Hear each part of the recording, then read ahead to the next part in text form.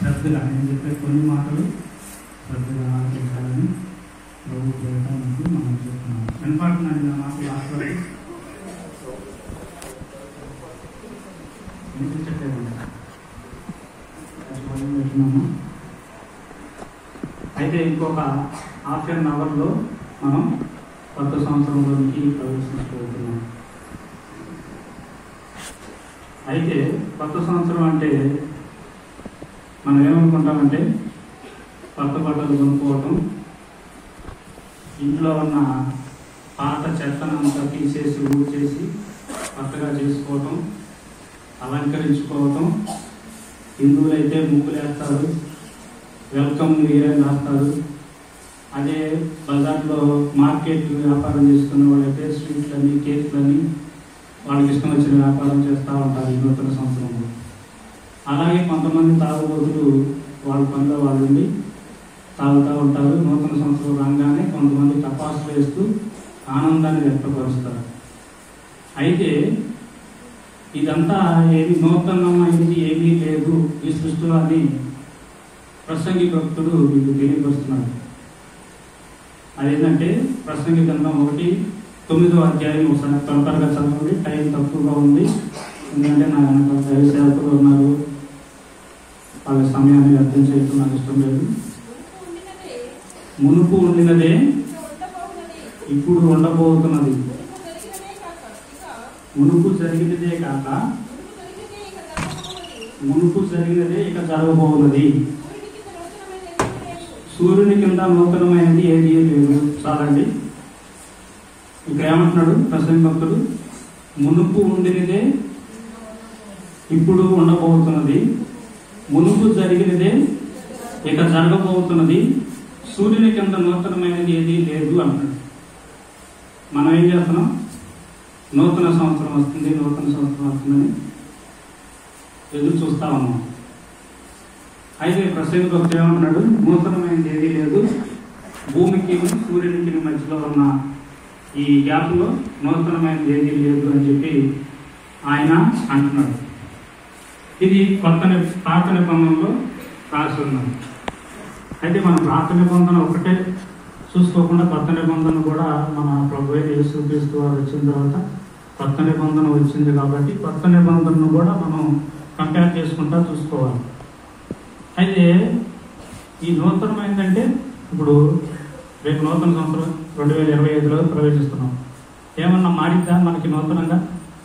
ఉదయించే సూర్యుడు ఏమన్నా తూర్పు నుంచి పడమటికి వస్తాడా? పడమటిని అస్తమించే సూర్యుడు తూర్పును ఉదయిస్తాడా? ఇంకో దిక్కి ఏమైనా వస్తాడా? నీళ్లు మనం వాడుకునే రోజు నీళ్ళు ఏమైనా రంగు మారుతున్నాయా? గాలి ఏమైనా మారుతుందా?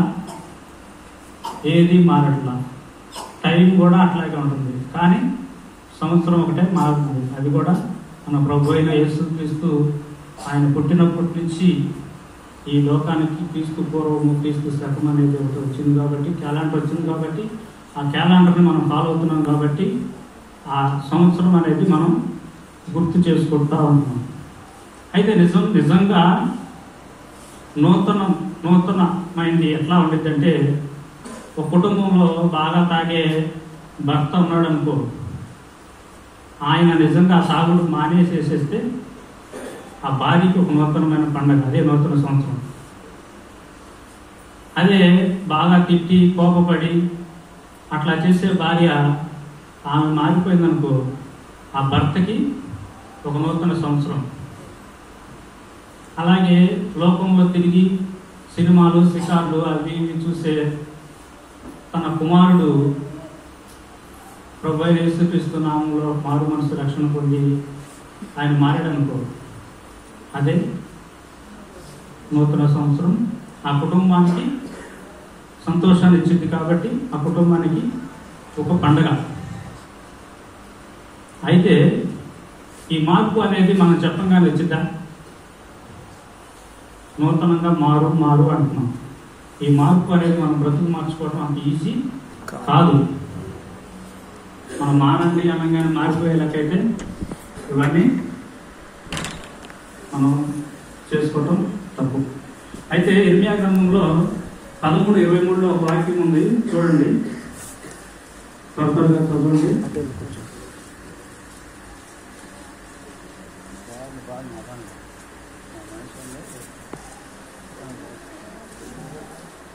కూషు దేశస్థుడు తన చర్మమును మార్చుకొనగలడా? చిరుతపులి తన మచ్చలను మార్చుకొనగలదా? మార్చుకొనగలిగిన ఎడల కీడు చేయుటకు అలవాటు పడిన మీరును మేలు చేయవలపడము.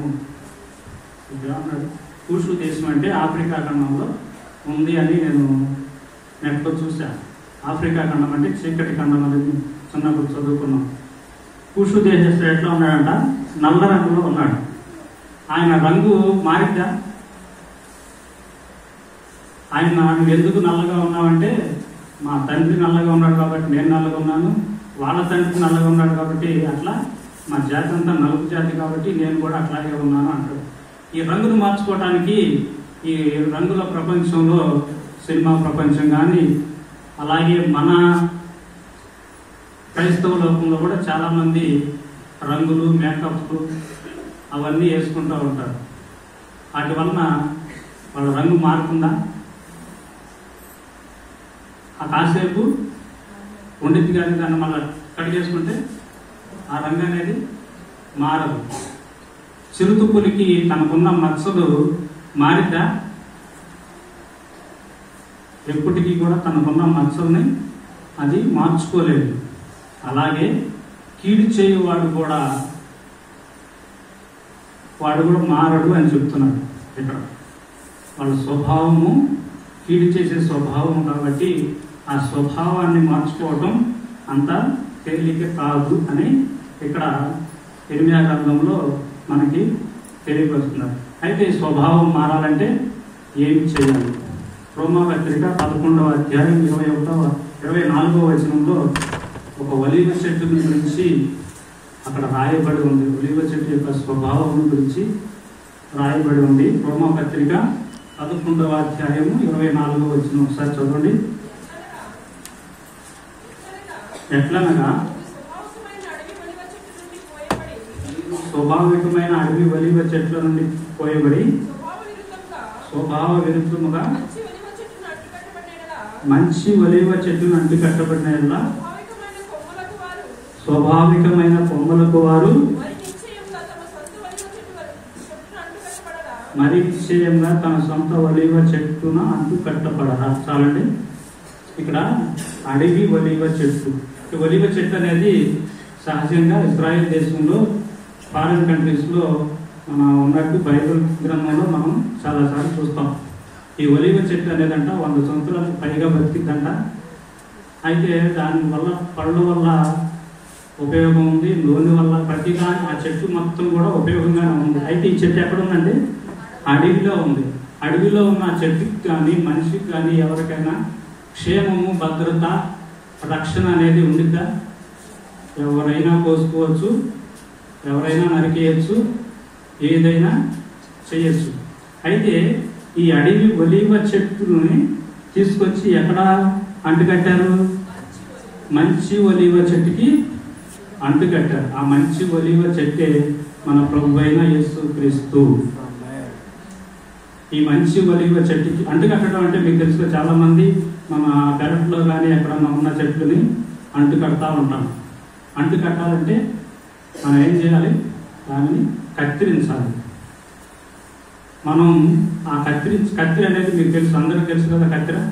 కత్తిరికి 2 కొనలు ఉంటాయి. ఆ 2 కొనలు మనం ఇప్పుడు ఒక కొన పాత నిబంధన గాను, రెండవ కొన కొత్త నిబంధన గాను అన్వయించుకుని వాక్యము ద్వారా మన స్వభావాలను మనం కత్తిరించుకుని మన ప్రభు అయిన యేసుక్రీస్తుకి అంటుకట్టబడితే ఈ అడవి చెట్టుకు ఉన్నటువంటి లక్షణం పోయి మంచి చెట్టుకి, మంచి ఒలీవ చెట్టుకి అంటుకట్టబడినప్పుడు ఈ మంచి చెట్టుకు ఉన్నటువంటి లక్షణాలు అనేది ఈ అడవి చెట్టుకు కూడా వస్తాయి. అయితే మన తలంపులు, మన స్వభావాలన్నీ కూడా మన ప్రభువైన యేసుక్రీస్తు నామంలో కత్తిరించుకోవాలి. ఈ నూతన సంవత్సరంలో మనం కత్తిరించుకోవాలి. అలాగే రెండో మాట చూద్దాం. రెండో మాట ఏంటంటే, నూతన సంవత్సరంలో ప్రవేశించేటప్పుడు, నూతన సంవత్సరం అక్కడ ఉందనుకోండి, నేను అక్కడికి వెళ్ళాలంటే నాకు ఒక మార్గం కావాలి. యెషయా గ్రంథం 62వ అధ్యాయం 10వ వచనంలో ఒక మాట రాయబడి ఉంది.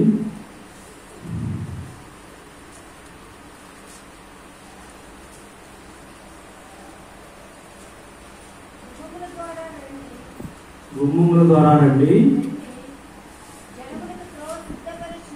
జనములకు త్రోవ సిద్ధపరచుడి, రాజమార్గమును చక్కపరచుడి, రాళ్ళను ఏరి పారవేయుడి. చాలండి. ఇక్కడ ఏం రాయబడి ఉంది? రాళ్లను వేరి పారేయాలి. తర్వాత ఏముంది? జనములకు ధ్వజమును ఎత్తాలి. ధ్వజము అంటే జెండా. అది విన్నింగ్ సింబల్స్గా చూస్తూ ఉంటాం. ఒలింపిక్స్ క్రీడలు అందరికీ చూసే ఉంటారు. ఒలింపిక్లో అనేక దేశాలు పాల్గొంటుంటాయి. గెలిచిన దేశం యొక్క జెండాని పైకి చూపిస్తూ ఉంటారు. దాన్ని ధ్వజము అంటాం. అయితే ఇక్కడ ఈ మార్గంలో ఏమున్నాయంట? మన నూతన సంవత్సరంలోనికి ప్రవేశించాలంటే ఆ ప్రవేశించే మార్గంలో కొన్ని రాళ్ళు అనేవి ఉన్నాయంట. ఆ రాళ్ళు అనేది ఒక మార్గానికైతే మనం రాళ్ళని చెప్తాం, కానీ రోడ్డుకైతే అదే మన క్రైస్తవ పరిభాషలో ఆ రాళ్ళని శరీర క్రియలుగా పోల్చుకుని చెప్తున్నాను నేను. అయితే ఆ రాళ్ళ గురించి యోహాను సువార్త 11:39లో మన ప్రభువైన యేసుక్రీస్తు వారు లాజరు సమాధిని గురించి చెప్తాడు. అది కూడా చదవండి ఒకసారి. యోహాను సువార్త 11వ అధ్యాయము 39వ వచనం. యేసు ఈ రాయి తీసివేయడని చెప్పగా చనిపోయిన వాణ్ణి సహోదరైన మార్త, ప్రభువా అతడు చనిపోయి చాలండి. అయితే ఇక్కడ ఏం చేశాడు? లాజరు చనిపోయాడు. లాజరు కుటుంబంలో వాళ్ళిద్దరు అక్కాచెల్లెళ్ళు ఈయనే ఉన్నారు. వాళ్ళ తల్లిదండ్రుల గురించి ఏం రాయబడలేదు, కానీ వాళ్ళంతా కూడా ఫస్ట్ నుంచి క్రమశిక్షణ కలిగిన కుటుంబంలోనే పెరగబట్టి వాళ్ళు చనిపోయినా కానీ పాతి పెట్టిన తర్వాత కూడా యేసు ప్రభుకి కౌలు చెప్పారు. అయితే ఇక్కడ లాజరు సమాధిని తెరవటానికి యేసు ప్రభు వచ్చి ఆ రాయిని తొలగించండి అంటున్నారు. మనిషిని బతికించడం సులభమా? రాయిని తొలగించడం సులభమా? చెప్పండి. రాయిని యేసు ప్రభు గారు తొలగించలేడు కదా. మనిషిని బతికిస్తానా అన్నాడు కదా. రాయిని ఆయనే తొలగించి ఆ మనిషిని బతికించవచ్చు కదా. అక్కడ ఆయన ఏం చేశాడంటే, రాయిని తీసివేయటం మన పని, కార్యాన్ని చేయటం దేవుని పని. ఆ రాయిని మనం మన చేతులతో తీసుకెసుకోగలిగితే మన ప్రభు అయిన యేసుక్రీస్తు వారు వచ్చి ఆయన కార్యాన్ని చేస్తాడు. అయితే ఈ రాళ్ళు అని నేను చెప్పాను, ఆ మార్గంలో రాళ్ళని ఏది పారవేయండి అని. అయితే మనం కూడా నూతన సంవత్సరంలోనే ప్రవేశించాలంటే ఈ రాళ్ళు అనబడే కొన్ని శరీర కార్యాలు, క్రియలు మన జీవితంలో నుంచి తీసివేసుకున్నట్లయితే మనం కూడా నూతన సంవత్సరంలోనికి ప్రవేశించి మంచి ఆశీర్వాదాలను పొందగలుగుతాం. ఆ రాళ్ళు ఏంటంటే కొన్ని చెప్తాను. తిరుగుబాటుతనం అంటే ఒకళ్ళ మీదకి ఒకటి తిరుగుబాటు చేసుకోవడం. రాజ్యాల మీదకి రాజ్యాలు, దేశాల మీదకి దేశాలు, ఒక అధికారి మీదకి కింద ఉన్న సబార్డినేట్, వాళ్ళు తిరుగుబాటు చేసుకుంటూ ఉంటారు. అట్లాంటిది మన హృదయంలో ఉందేమో మనం పరీక్షించుకొని దాన్ని తీసివేయాలి. తర్వాత అవిశ్వాసాన్ని తీసేయాలి, అపవిత్రతను తీసేయాలి.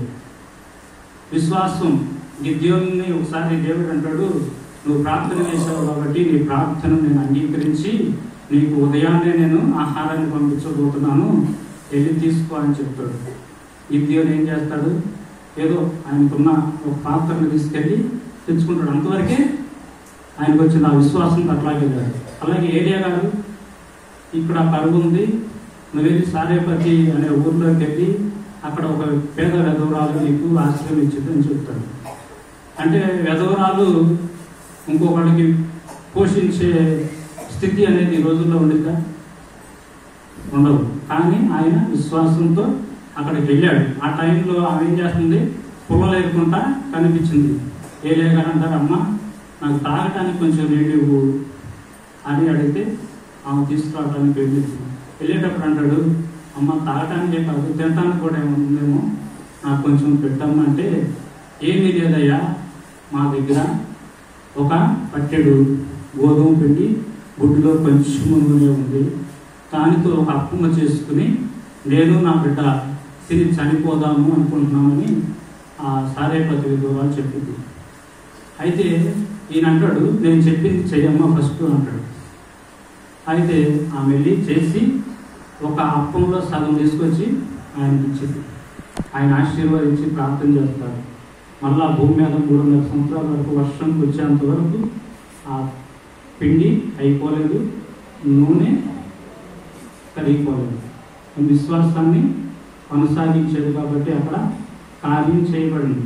అట్లాగే మనం విశ్వాసంగా ఉండాలి, అవిశ్వాసంగా ఉండకూడదు. హృదయంలో కఠినత్వం అనేది ఉండకూడదు. ఎవరికైనా సహాయం చేయాలి, ఆపదలో ఉన్నప్పుడు ఇంకొకటి ద్వారా మనం సహాయం చేయించుకోవాలి. తర్వాత అసమాధానంగా ఉండకూడదు. విగ్రహారాధన అంటే కొంతమంది చర్చికి వెళ్ళేవాళ్ళు కూడా ఏడికి సిలివేసిన ఉంగరాలు పెట్టుకోవడం, మెడలో ఆ సిలివేసిన దాంట్లో అవి కొన్నిసార్లు చూస్తూ ఉంటాం. అన్నీ కూడా విగ్రహానికి సంబంధించినవి కూడా విగ్రహాలు. అలాంటివి కూడా మనం మన జీవితంలోంచి తీసేసుకోవాలి. తర్వాత గర్వాన్ని తీసేసుకోవాలి. గర్వపడిన నెబుకద్నెజరు ఏం చేశాడు, అడవికి పంపించి దేవుడు గడ్డి తినిపించాడు. కాబట్టి మన జీవితంలో ఈ గర్వం అనే రాళ్ళను కూడా తీసేసుకోవాలి. అట్లాగే అసూయను తీసేసుకోవాలి. కోపము, ద్వేషము, అపనమ్మకము వీటన్నిటిని తీసేసుకున్నట్లయితే ఈ రాళ్ళన్నింటినీ మనం ఈ నూతన సంవత్సరంలోనికి ప్రవేశించడానికి ఉన్న మన మార్గంలో ఈ రాళ్ళు అనే ఈ శరీర క్రియలు వీటన్నింటినీ కూడా మనం మన పాపాలను ఒప్పుకుని ప్రవేశించగలిగితే మన ప్రభువైన యేసుక్రీస్తు వారు మనకి ఎంతో ఆశీర్వాదానికి ఇస్తాడు. తర్వాత ఇంకా ఎట్లా వెళ్ళాలి నూతన సంవత్సరంలో అంటే 2వ పేతురు గ్రంథం 1:4 ఒకసారి చదవండి. ముగింపులోకి వచ్చేసాను.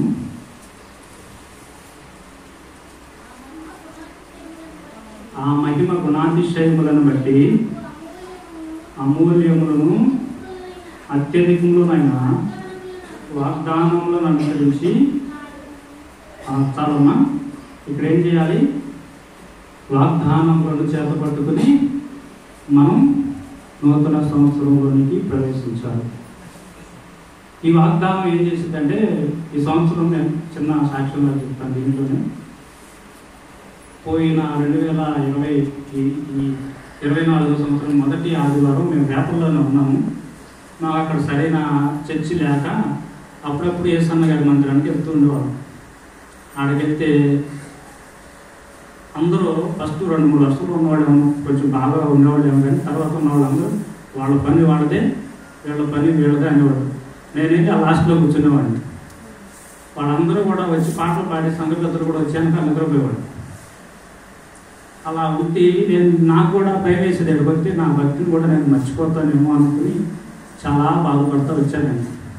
దాదాపు ఒక 2-3 ఏళ్ళు అట్లాగే గడిపేసి ఇక్కడికి రావాలంటేనేమో దూరం అయిపోయింది, చిన్నపిల్లలు వచ్చి అవ్వాలంటే రోడ్లు బాగాలేదు, అందుకని చెప్పి అట్లానే గడుపుతూ ఉన్న టైంలో ఆ మొదటి ఆదివారం నేను మందిరానికి వెళ్ళాను. మా ఆవిడ పెద్ద పిల్లలను తీసుకుని వెళ్ళింది. వెళ్ళి అయిపోయి వచ్చేటప్పటికి 4 అయిపోయింది. ఎంతవరకు ఇంటికి రాలా. ఫోన్ చేస్తే వస్తున్నాంలే అన్నారు. తర్వాత మా పిల్లాడు వచ్చి మెట్ల దగ్గర కూర్చున్నాడు. అది ఎప్పుడు కూడా అట్లా కూర్చోడు. మేము లేదే మా పిల్లలు బయటికి కూడా రాడు. అయితే తర్వాత సాయంత్రం పొద్దున్న తర్వాత కాల్ చూసుకుంటున్నారు వాళ్ళ అమ్మ వాళ్ళు. ఏమైందంటే నాకు చెప్తే నేను పెడతానేమో అని చెప్పేసి నాకు చెప్పాలి. వచ్చే చదవలోనంట అది వాళ్ళు కూడా ఆ చర్చికి వచ్చేవాళ్ళే. మా ఇంటికి ఆపోజిట్లో ఉంటారు ఆ బ్రదర్ సిస్టర్. వాళ్ళ పిల్లలు 2 పిల్లలు కూడా పెద్ద పిల్లలే. వాళ్ళు 4 ఉన్న బండి మా పిల్లడు 2 కార్ల మీదకి ఎక్కి ఆ దగ్గరికి దిగేసింది. వాడికి అప్పుడు 5వ సంవత్సరం కూడా రాలా, 4.5 సంవత్సరాలే. అయితే ఇది ఇంకొకటైతే కాళ్ళు 2 కూడా ఎరిగిపోవాలి, అసలు పనికి రాకుండా అయిపోవాలి. అంత బరువుతో ఆ స్పీడ్లో ఆ రోడ్డు మీద 2 కార్లు పడిపోతే ఎక్కి దిగేసిందంట. అయితే ఆ రోజు ఆ మందిరంలో వాడికి ఒక వాగ్దానం ఇచ్చారు. ఆ వాగ్దానం ఏంటంటే యెషయా 41:10 ఉంది, నీతి అను నా దక్షిణ హస్తంతో నేను నిన్ను ఆదుకోను. అయితే సాయంత్రం పూట వాడు వచ్చాడు నాతో, ఇదిగో ఇదే నన్ను రక్షించింది ఈరోజు. వాడికి ఏం వచ్చిందో తెలియదు. ఎలా పడ్డావమ్మా, ఎట్లా నీకు దెబ్బ తగలేదంటే, ఇదిగో నా దగ్గర ఇది ఉంది, నాకు తగలేదు తప్పండి. తర్వాత 2 రోజులు 3 రోజులు చూసాడు, వాపు వచ్చిద్దా, ఎక్స్రే తీయించాలా ఏంటని చెప్పి. అయితే అప్పటి నుంచి ఏమీ రాలా. ఆ వాక్యాన్ని వాడికి వాడకానికి అతికించుకొని ప్రతిరోజు చదువుతాడు. ఆ రోజు నేను తీర్మానం తీసుకుని, ప్రభువా నీవు నన్ను ఒకసారి ఈ రీతిగా హెచ్చరించి నీ మార్గాన్ని తప్పుకోకుండా నీ వాగ్దానం ద్వారా బిడ్డల ద్వారా నాకు ఈ రకం కల్పించాలని ప్రతిరోజు నేను పొద్దున్నే లేవగానే నా బిడ్డలిద్దరిని కూర్చోబెట్టుకుని, అయ్యా ఈరోజు కావాల్సిన కృపను నా బిడ్డలకి ఇవ్వు అని చెప్పి, నేను డ్యూటీకి వచ్చినా నా బిడ్డలు ఎక్కడున్నా కానీ ఆ రీతిగా ఆ వాగ్దానాన్ని ఆ రోజు నాకు క్రియ చేసింది. కాబట్టి ఆ వాగ్దానాన్ని నమ్మి నేను విశ్వాసంతో మరింతగా ముందుకు సాగుతూ ఉన్నాను. అదేవిధంగా పోయిన నెలలో ఒకరోజు డ్యూటీ నుంచి వెళ్తుంటే బండి నేను స్పీడ్గా ఏం వెళ్ళను, నార్మల్గా వెళ్తా, రోడ్డు కూడా బాగాలేదని. వెళ్ళే మార్గంలో ఒక గేట్ వచ్చి వెళ్ళే బండిని ఇది ఎట్లా మేస్తా ఉంది. నేను అంత దూరం వెళ్తున్నాను, రాట కొట్టిన మోకాల దగ్గర బలంగా. ఆ దెబ్బకి నేను పడితే అల్లపరు కాళ్ళనే పడిపోవాలి, లేకపోతే రోడ్డు మీదనే పడాలి. కానీ ఏమీ కాదు, అసలు ఎంత దెబ్బ తగినట్టు కూడా లేదు. బండి వెనకాల ఉన్న లైట్లు ముందున్న అన్నీ ఇరిగిపోయి. ఎందుకైనా మంచిదని చెప్పి బండి దిగి చూసుకొని కొంచెం దూరం నడిచి చూస్తే ఏమీ కాదా. అప్పుడు నేను ప్రార్థన చేసుకున్న, ప్రభువా నేను చేసుకున్న ప్రార్థన నీ కృపలోనే నన్ను నడిపిస్తూ వస్తున్నావు అని చెప్పి నేను ఆ వాగ్దానాన్ని ఆ రోజు విశ్వసిస్తూ వస్తున్నాను. వాగ్దానాలు అటువంటి కార్యాలు చేస్తాయి. తర్వాత ఈ వాగ్దానాన్ని మనం వ్యాయామం లాగా చేయాలి. ఎలా అంటే మనం పొద్దున్నే లేచినప్పుడు వ్యాయామం అంటే కొంతమంది ఏం చేస్తారంటే శరీరానికి సంబంధించిన వ్యాయామం,